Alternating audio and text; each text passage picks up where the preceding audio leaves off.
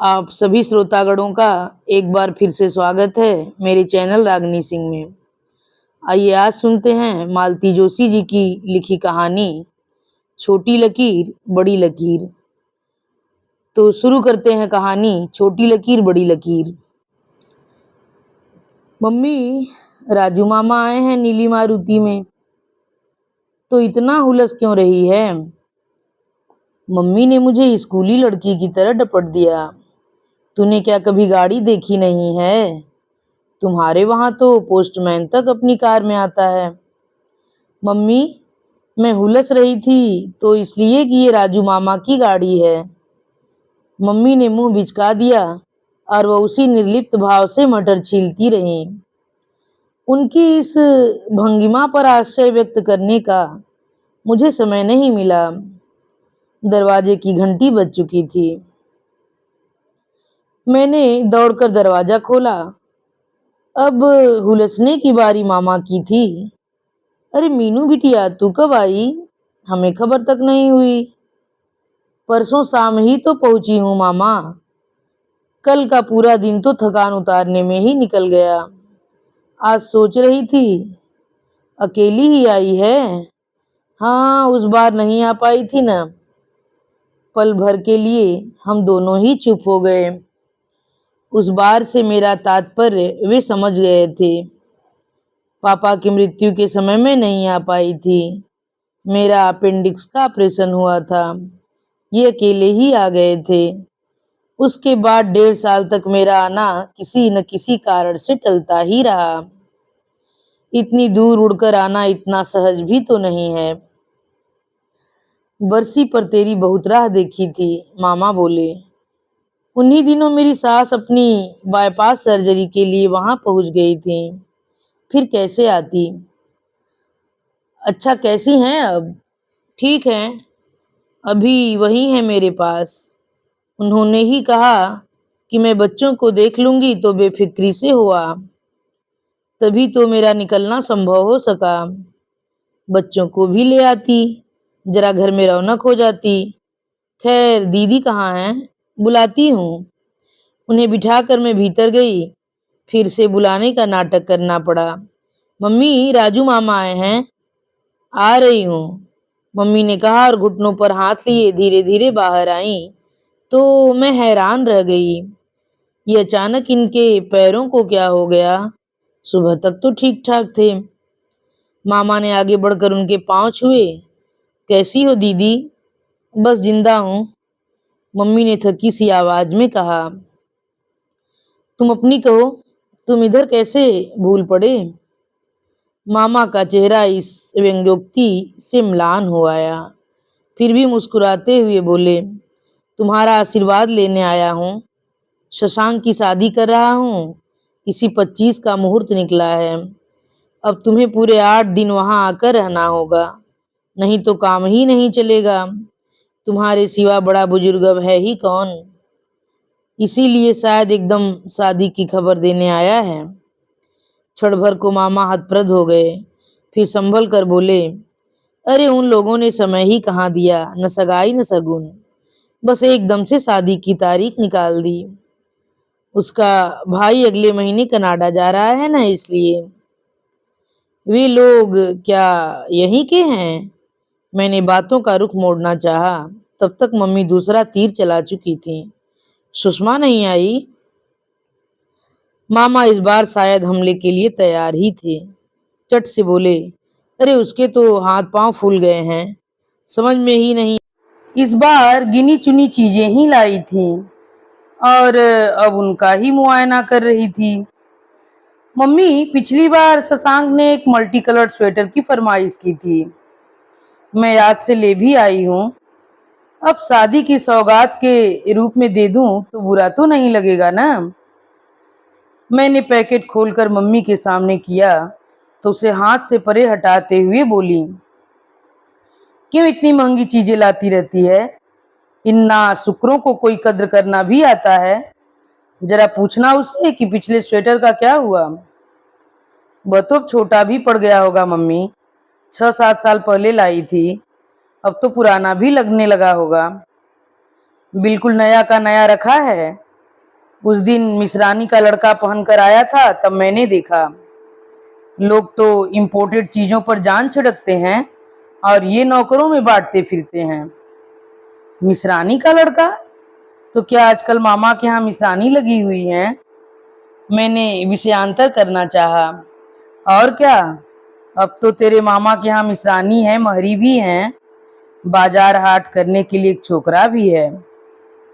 इसका मतलब है मामा के यहाँ सब आनंद मंगल है। लेकिन यह सब बताते हुए मम्मी का स्वर इतना कसैला क्यों है? पिछली बार जब आई थी तब मम्मी ने ही हुलस कर बताया था, प्रशांत की बहू तो जैसे साक्षात लक्ष्मी का रूप धरकर आई है। जब से उसका पांव पड़ा है धंधे में नफा ही नफा हो रहा है। अब तो सुशांत की भी शादी हो गई है ना मम्मी। बहू कैसी है? अच्छी है, बस एक बार अपनी सास के साथ आई थी, पूरे समय वह गूंगी गुड़िया सी बैठी रही, जैसे बांध कर लाई गई हो। प्रशांत और उसकी बहू तो कभी इधर का रुख ही नहीं करते। सुशांत तो आता होगा, शादी से पहले आता था, अब तो फुर्सत ही नहीं मिलती।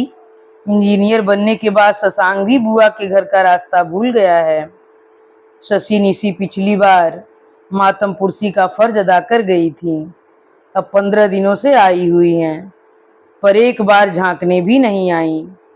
ठीक तो है, जब गुड़ था तब चींटे भी चिपक के रहते थे, अब यहाँ क्या रखा है? प्लीज मम्मी, मैंने तड़प कर कहा तो वे चुप हो गई। बाद में मुझे ही बुरा लगा। बेचारी मम्मी अपने मन की बात मुझसे न कहेंगी तो किससे कहेंगी? और ये तो वैसे ही बात करने को तरस जाती होंगी। नौकरों चाकरों के सिवाय यहाँ अब कौन आता है? उनका वह मौन तोड़ने की गरज से ही मैंने कहा, और मामी कैसी हैं? ठीक तो हैं? क्या हुआ है? गोलगप्पे सी फूल रही है, अब तो रसोई में पांव भी नहीं देती। दिन भर मनसद पर बैठी बहुओं पर हुक्म चलाया करती है। मम्मी के स्वर में व्यंग का पुट ज्यादा था या ईर्ष्या का, यह कहना कठिन था। शायद दोनों की ही मात्रा समान थी। जिस निरीह भावज पर वे जीवन भर शासन करती रही थीं, वह एकाएक सास के गरिमामय पद पर जा बैठी थी। उनकी इस उपलब्धि ने मम्मी को हीनता बोध से ग्रस्त कर दिया था। उनके अवचेतन में टीसता पुत्र का भाव उभर कर सतह पर आ गया था। मेरे लिए मामी का यह नया रूप कल्पनातीत ही था। इससे पहले उन्हें जब भी देखा रसोई में खटते ही देखा था। 5-5 बच्चों का साथ था, पति की आमदनी नहीं के बराबर थी। गृहस्थी की परेशानियां उन्हें कभी सिर उठाने नहीं देती, पर मैंने उन्हें कभी मुंह लटकाए नहीं देखा। अपने घर में तो व्यस्त रहती ही थीं, हमारे यहाँ आती तो किचन में कैद हो जाती। उतनी देर मम्मी को आराम हो जाता, फिर मेरी पापा की फरमाइशों का दौर शुरू होता। मामी हंसी खुशी उसे पूरा करती जाती। होली हो, दिवाली हो, मेरा जन्मदिन हो या शादी की सालगिरह, मम्मी सुषमा के भरोसे निश्चिंत रहती थी। वे तो सिर्फ प्लान बनाती थीं, सारा काम मामी ही आकर निपटाती थी। ईश्वर ने उनके साथ सचमुच बड़ा अन्याय किया था। ऐसी सुघड़ महिला को इतना कर्मठ पति मिला था, पर उन्होंने कभी माथे पर सिकन नहीं आने दी। देर से ही सही उनकी तपस्या फली है, अब सारे सुख उनकी झोली में आ पड़े हैं। मुझे सचमुच बहुत अच्छा लगा, पर मम्मी के आक्रोश का अंत नहीं था। कहे जा रही थी, इस सुषमा को देखो, इसके लिए मैंने क्या नहीं किया। जिन बेटों के बल पर रानी बनी हुई है, उनके लिए कपड़े तक बनवाने का हौसला नहीं था इनका। पढ़ाई लिखाई तो दूर की बात है, पर आज इसे मेरे पास आते शर्माती है। शशि और प्रशांत की शादी में इसके पास पहनने को ढंग की साड़ियां तक नहीं थी, मैंने अपनी निकाल कर दी थी, और आज ये इतनी व्यस्त हो गई कि निमंत्रण देने नहीं आ सकी। मम्मी, तुमने जो किया उसे दुनिया जानती है, वे लोग न माने तो उसे क्या होता है, पर तुम बार बार कहकर छोटी क्यों होती हो? यह अच्छा नहीं लगता। जब जी जलता है न बिट्टो, तब बात मुंह से निकलती है। बुरा तो मुझे भी लगा था मम्मी, मैंने स्वीकार किया। तुम्हारा इतना मान तो उन्हें रखना ही था। मन तो होता है कि शादी में न जाऊं, पर राजू के लिए मन कलपता है। उसके घर की आखिरी शादी है। सुशांत की शादी में भी नहीं जा पाई थी। तेरे पापा को गुजरे तब 2 महीने हुए थे। इस बार नहीं जाऊंगी तो राजू को बहुत दुख होगा। वह बेचारा तो अब भी मेरा उतना ही मान रखता है। जब तब आ जाता है, घड़ी भर पास बैठकर सुख दुख की कह सुन लेता है। उनसे भी तो तुमने ठीक से बात नहीं की, तो क्या करूं? मन का गुबार कहीं तो निकलेगा। उसके सिवा मेरा अपना है ही कौन? तू उतनी दूर 7 समुंदर पार जाकर बस गई है। और मम्मी का अगला वाक्य सुबकियों में डूब गया। मेरे भी आंसू निकल आए। परसों से जो रुलाई हम दोनों के मन में घुमड़ रही थी, उसे जैसे बाहर आने का बहाना मिल गया। उस रात बड़ी देर तक नींद नहीं आई। मम्मी का अकेलापन मन को कचोटता रहा। अपनी बेबसी पर कोफ्त हो आई, जिसने मुझे इससे पहले आने न दिया। बचपन में अगर कोई कहता कि लड़की तो पराया धन है, तो मैं उससे लड़ जाती, पर उसका मतलब अब समझ में आ रहा है। लड़का होता तो क्या इतने दिनों तक मुंह छिपाए पड़ा रहता? वह तो खबर मिलते ही दौड़ कर आता और मम्मी को साथ ले जाता। आज मैं चाहूं भी तो क्या उन्हें ले जा सकती हूँ? वे ही क्या साथ चलने को राजी होंगी? पापा के बाद घर का नक्शा बदला हुआ मिलेगा, यह तो तय था, पर लोगों के चेहरे भी बदल जाएंगे, यह नहीं सोचा था। और ईमानदारी की बात तो यह है कि यह बदलाव एकदम से नहीं आया है।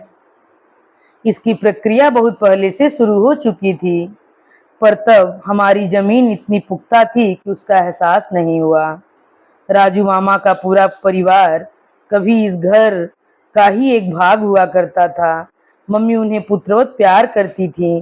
शादी के बाद 14 साल तक मम्मी की कोख सूनी ही रही। उस बीच मामा के यहाँ 2 बच्चे हो चुके थे, और वे दोनों बच्चे मानो मम्मी के गले का हार थे। प्रशांत दा और शशि दोनों कोठी पर ही बने रहते। अपने उस किराए के कबूतर खाने में उनका दम घुटता था। वहाँ अभाव ही अभाव था, जबकि यहाँ सुविधा थी, साधन थे और संपन्नता थी। बुआ का लाड़ दुलार कई कई रूपों में प्रकट होकर बच्चों को अभिभूत किए रहता था। जब मामी के यहाँ तीसरा बच्चा आने को था, तो मम्मी ने ऐलान कर दिया, अगर सुषमा के लड़का हुआ तो मैं प्रशांत को गोद ले लूंगी, लड़की हुई तो शशि को रख लूंगी। अपने को तो भाई पला पलाया बच्चा चाहिए। इस उम्र में अब नन्हे मुन्ने को पालना मेरे बस का नहीं है। मामा को कोई एतराज नहीं था। बच्चे तो वैसे भी बुआ के यहाँ ही पल रहे थे, पर नियति को कुछ और ही मंजूर था। वही असंभव घट गया जिसकी सबने आशा छोड़ दी थी। सुशांत के जन्म के कुछ समय बाद ही मम्मी ने मेरी आहट पाली, और मम्मी की पूरी दुनिया ही बदल गई। उनका मन बदल गया, उनका रुख बदल गया। भतीजों के प्रति उनकी ममता का ज्वार एकदम उतर गया। मेरे जन्म के बाद भी मामा को कुछ दिनों तक आशा बनी रही कि मम्मी प्रशांत या सुशांत को गोद ले लेंगी, क्योंकि तब तक उनके यहाँ शशांक भी आ गया था। पर मम्मी ने उनके प्रस्ताव पर ध्यान ही नहीं दिया। एक बार अपने बच्चे को गोद में खिलाने के बाद उनका मन दूसरे बच्चों से विमुख ही हो गया था। और मम्मी ने ठीक ही किया। दूसरों के बच्चे को गले लगाने के लिए गज भर का कलेजा चाहिए, वह मम्मी के पास नहीं था।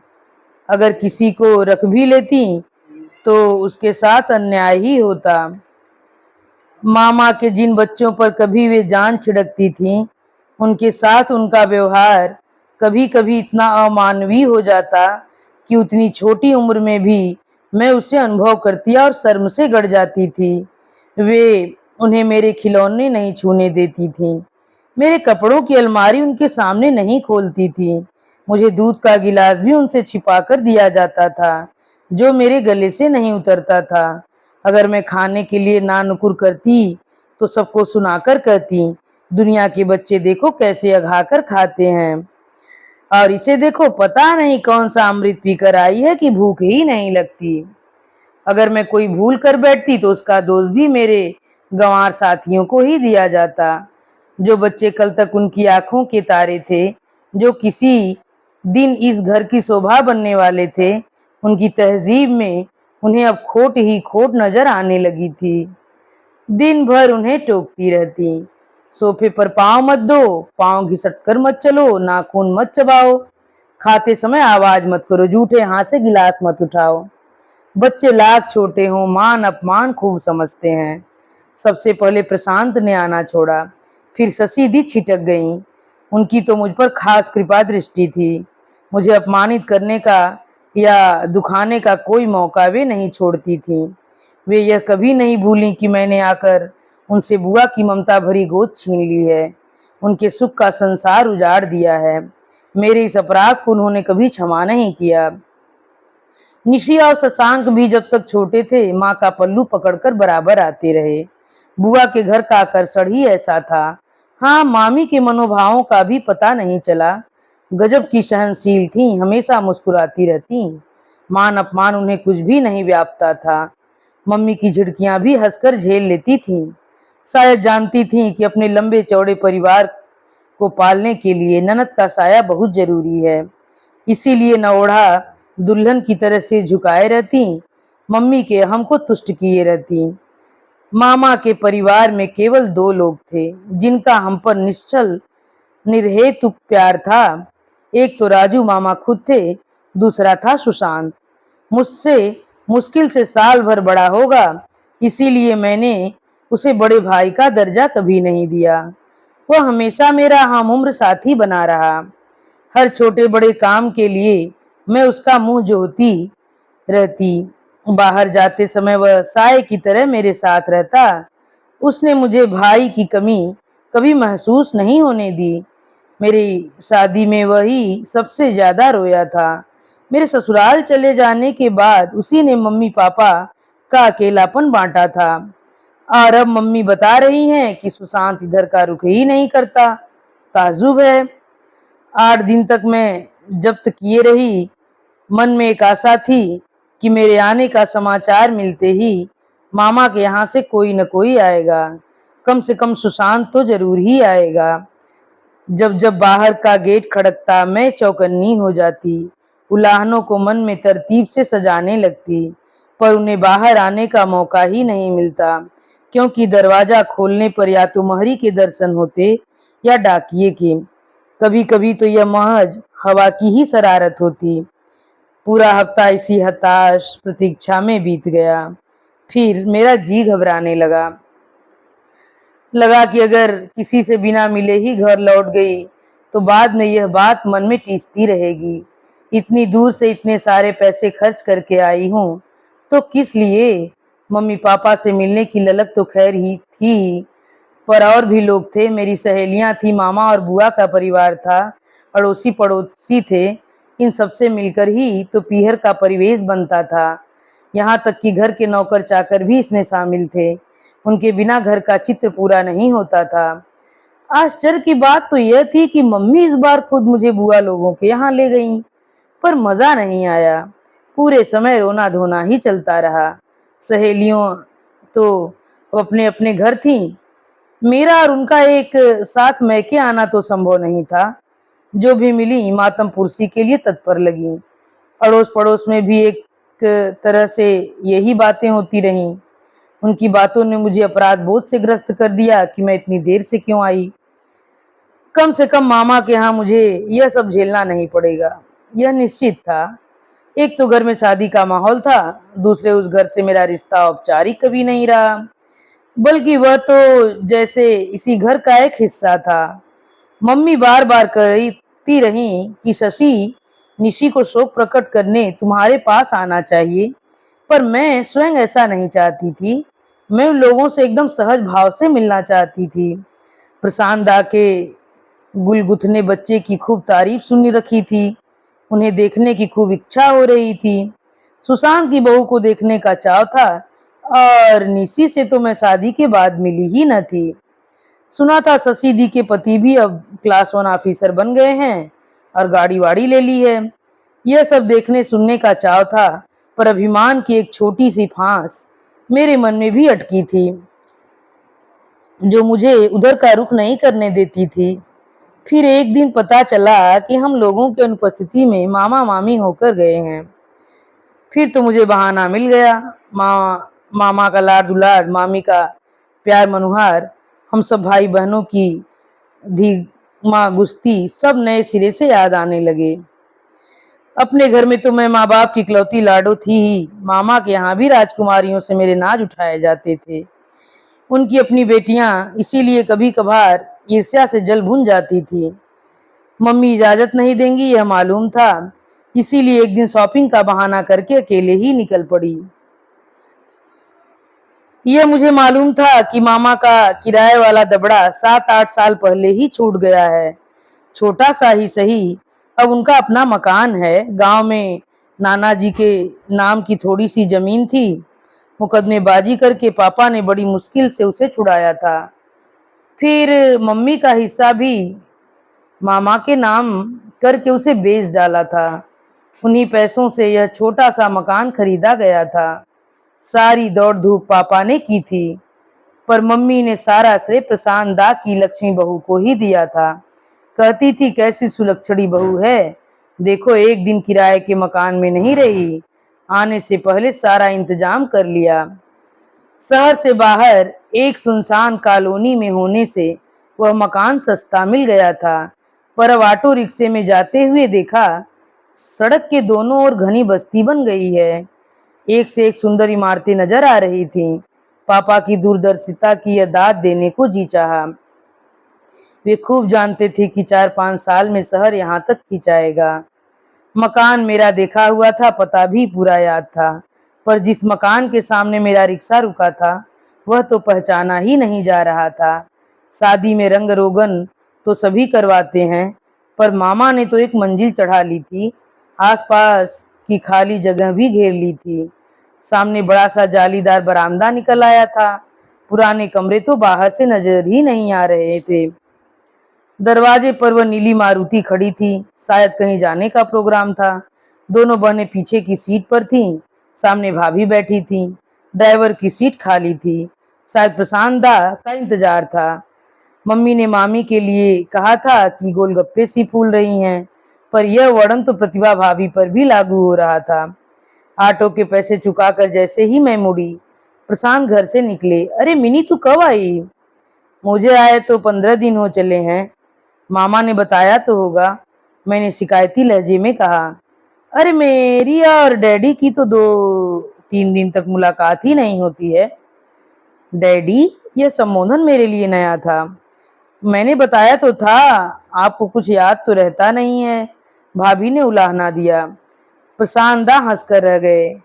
मिन्नी अभी तो बैठोगी ना, हम लोग बस अभी आते हैं, शशि दीदी ने कहा। ओ श्योर, मैंने कह तो दिया, पर मन खट्टा हो गया था। माना कि बाहर जा रहे थे, जरूरी काम रहा होगा, पर 2 मिनट रुककर बात तो की जा सकती थी। उन तीनों ने तो नीचे उतरने की जहमत तक नहीं उठाई, जैसे गाड़ी कहीं भागी जा रही हो। मम्मी ठीक ही कहती हैं, मारुति में बैठने से तहजीब थोड़े ही आ जाएगी। मामी ने देखते ही अंक में भर लिया, पर पता नहीं क्यों ऐसा लगा कि उस स्पर्श में पहले की सी उष्मा नहीं रही। या हो सकता है कि यह मेरा वहम हो। अभी अभी बाहर जैसा ठंडा स्वागत हुआ था, उससे मेरे मन में भी एक बर्फानी कठोरता व्याप गई थी।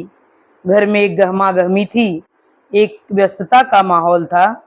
शादी के घर में यह स्वाभाविक भी था, पर मुझे लगा कि मेरे सामने कुछ ज्यादा ही नाटक किया जा रहा है। मामी बता रही थी, लड़कियों ने 2 बार तेरे पास जाने का प्रोग्राम बनाया, पर कोई साथ ही नहीं मिला। किसी को दम मारने की फुर्सत नहीं है। दूल्हा अपने इंटरव्यू के चक्करों में लगा हुआ है। आज भी दिल्ली गया है, फेरों तक लौट आए तो गनीमत है। बड़ी मुश्किल से उस दिन तेरे मामा को पटाया था, पर तुम लोग मिले ही नहीं। बड़ी बुआ के यहाँ चले गए थे, मैंने थके से स्वर में कहा। आजकल बीमार चल रही हैं। उसी समय गुलाबी शिफान में लिपटी एक गुड़िया सी लड़की मेरे लिए पानी ले आई और मामी की रामायण से मुझे निजात मिल गई। ये रश्मि है, सुशांत की बहू। मैं प्रतीक्षा करती रही कि वे मेरा भी परिचय देंगी, पर वे बहू के ही वंश गोत्र की विरुदावली गाने में जुट गईं। हार कर मैंने कहा, मामी उसे मेरा नाम भी तो बताओ, नहीं तो वह समझेगी कि यह कौन सी नई बला अटपकी है। हमें पता है, उसने शर्मीले अंदाज में कहा। इन्होंने अभी बताया था। सुशांत घर में है? मैंने आहत स्वर में पूछा। मन में फिर एक धक्का सा लगा। अभी अभी आए हैं। रश्मि ने पति की पैरवी की। कह रहे थे चाय साथ ही लेंगे। चाय बकायदा डाइनिंग टेबल पर लगाई गई। लंबा चौड़ा सरंजाम था। सुशांत भी आकर बैठ गया था, पर मुझे न नाश्ते में मजा आया न बातों में। बस यूं थोड़ा सा जुठार लिया। एक जमाना था जब मामी मुझे देखते ही लपक कर रसोई में घुस जाती थी। साधन सीमित थे, हाथ हमेशा ही तंग रहा करता था, पर वे मेरी पसंद की कोई चीज जरूर बना देती थी। उसमें एक अनोखा स्वाद हुआ करता था, क्योंकि उसमें प्रेम होता था, आस्था होती थी। यहाँ तो कोरी औपचारिकता थी, दिखावा था। नाश्ते के बाद मामी दुल्हन के गहने कपड़े दिखाने बैठ गईं। सभी कुछ सुंदर था। मेरा मन अकारण पीछे लौटने लगा। शशि दी को शादी में मम्मी ने सेट बनवा कर दिया था। मामी के पास ढंग की 2 साड़ियां भी नहीं थी, वे भी दी थी। अब तो चित्र ही बदल गया है। पता नहीं ये लोग कौन सी जादू की छड़ी पा गए हैं। मिट्टी में भी हाथ लगाते हैं तो सोना हो जाती है। और ये बहन बेटियों के लिए मामी ने मेरी तंद्रा तोड़ते हुए एक गट्टर आगे सरकाया। मैं तो हैरान रह गई। सबकी सब कांजीवरम की साड़ियां थीं। नारंगी रंग की जमीन पर गहरे हरे रंग का जरी बॉर्डर था। मैं सबको यूं ही उलट पलट रही थी कि एक पर तो नजर अटक कर रह गई, और पल्ला भी इतना खूबसूरत था कि बस। साड़ी पर से आंख उठाते ही देखा, दोनों सास बहू एक दूसरे को देखकर मुस्कुरा रही हैं। मैं बुरी तरह झेंप गई। रश्मि बोली, यह साड़ी मम्मी जी ने पहले ही दिन आपके नाम कर दी थी। आपकी पसंद का कितना सही अंदाजा था उन्हें। होगा नहीं क्या? उसे क्या आज पहली बार देख रही हूँ? गोद में खिलाया है मैंने। उसकी पसंद नापसंद मैं न जानूंगी। मामी, इतनी महंगी साड़ी मैं नहीं लूंगी। तेरी मामी की हैसियत ही क्या है बिट्टो। यह तो तेरे भाई दे रहे हैं। महंगी सस्ती जैसी भी है, तुझे पसंद तो है ना? देख पहनना जरूर, नौकरों में मत बांट देना। मामी, मैंने मुंह फुलाकर कहा। अव्वल तो वहां नौकर होते ही नहीं हैं, और मैं क्या कोई राज रानी हूँ जो कांजीवरम की साड़ियां नौकरों में बांटती फिरूंगी। अरे मेरी लाडो, तू किस राज रानी से कम है। मामी ने मुझे अंक में भरकर चूम लिया। मेरे आंसू निकल आए। मामी निहाल हो गईं, पर वह उन आंसुओं का भेद नहीं जान पाईं। यह अच्छा ही हुआ। मामी की बात ने मुझे एक अपराध बोध से भर दिया। हालिका, वह अपराध मेरा नहीं था।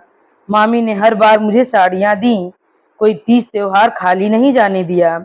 पर मम्मी वे साड़ियां अपने पास ही रख लेती थी। कहती, अब इन्हें कहाँ लाद कर ले जाएगी, यहीं रहने दे, मुझे भी तो जरूरत पड़ती ही रहती है। तो क्या मम्मी वे साड़ियां नौकरों में बांटती रही हैं? शायद इसीलिए शशांक ने अपना स्वेटर मिश्रानी के लड़के को दे दिया था। इसी संदर्भ में एक और दुखद प्रसंग याद हो आया। मेरी शादी से पहले मम्मी ने मामा के पूरे परिवार को कपड़े बनवा कर दिए थे। उद्देश्य यही था कि समधियों के सामने किरकिरी न हो। मामा ने प्रतिवाद भी किया था तो मम्मी बोली, अरे मेरे कौन लड़का बैठा है जिसकी शादी में पहरवानी करूंगी। मुझे तो सारे अरमान इसी की शादी में पूरे करने हैं। अब बाद में हो या पहले क्या फर्क पड़ता है। पर अकेले में मम्मी मेरे सामने भुनभुनाई थी, दुनिया के भाई बहन के यहाँ भात लेकर आते हैं, हमारे यहाँ तो उल्टी गंगा ही बह रही है। अब एक महंगी साड़ी देकर मामी उन सारे एहसानों का और अपमानों का बदला तो नहीं चुका रही हैं। उस प्रसंग से जुड़ी एक और याद। मम्मी ने कपड़े दिए जरूर थे, पर प्रशांत दा ने उन्हें हाथ नहीं लगाया था। वे कपड़े मामा के ही काम आए थे। प्रशांत दा मेरी शादी में भी नहीं आए थे। बाद में मिलने पर मैंने उलाहना दिया तो बोले, जरा बड़े लोगों के बीच उठने बैठने के काबिल हो जाऊं तब तेरे दूल्हे से मुलाकात करूंगा। अभी थोड़े देर पहले उन्हें देखा था। ऊनी नीले धारीदार सूट में कितने आकर्षक, कितने रोबीले लग रहे थे कि आत्मविश्वास के साथ गाड़ी का दरवाजा खोलकर स्टीयरिंग पर जा बैठे थे। पहले वाले प्रशांत दा की तो कोई झलक भी उनमें बाकी नहीं थी। बाद में मामी मुझे घर दिखाने ले गईं, घूम घूम कर हर कमरा दिखाया, शशांक का प्रस्तावित शयन कक्ष तक दिखा दिया। मुझे तो इतना संकोच हो रहा था, फिर भी डिजाइन की साज सज्जा की तारीफ तो करनी ही पड़ी। मामी भी तन्मयता से प्रतिमा की सुघड़ता का, रश्मि की अलहड़ता का बखान किए जा रही थी। सुनते सुनते मुझे ऊब सी होने लगी। मैंने कहा, मामी अब चलूंगी, घर पर मम्मी अकेली हैं। हाँ, दीदी तो अब बिल्कुल अकेली पड़ गई हैं। इसीलिए तो सोचती हूँ जितने दिन यहाँ हूँ उनके पास रहूं।